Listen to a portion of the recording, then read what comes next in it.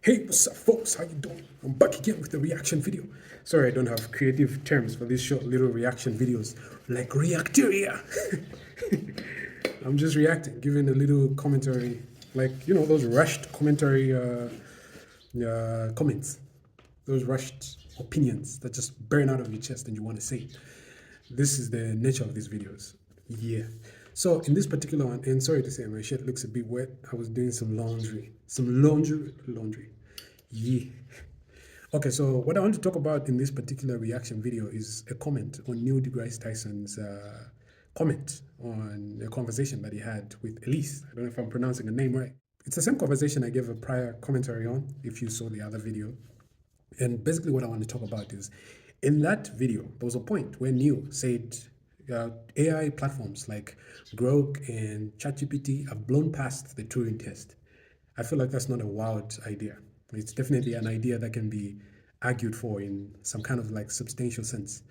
And the reason I'm saying that is, okay, first of all, let me explain to you what a Turing test is. So the Turing test is basically a testing criteria that was introduced by Alan Turing, the guy we like to call the father of modern computer science.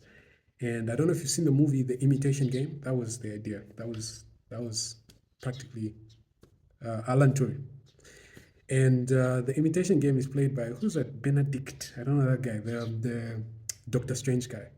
I don't know if you've seen the movie before, but yeah. So basically what the Turing test is, or what Alan was trying to get to with this particular testing criteria, is to be able to determine whether a robot or a machine or a computer has passed the test in interacting in a natural way like a human being, in interacting in a way that has some kind of like sophistications that come with humans. Like, is it able to engage in conversation and dialogue in a very natural sense that feels human-like to a point where you can't even tell the difference? And the way he did this was basically implore three subjects. So there's an actual human being, and then there's a robot or a machine, and another human being.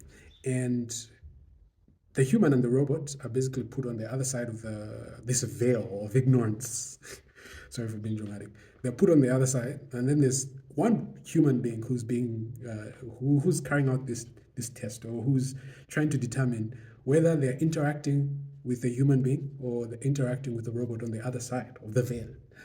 And after the interaction, if you're in a position where you're not able to tell whether the responses that have been generated were from the human or from the robot. So if you're in a position where you're not able to tell, then the machine in question has basically passed the Turing test. Neil said Grok and ChatGPT are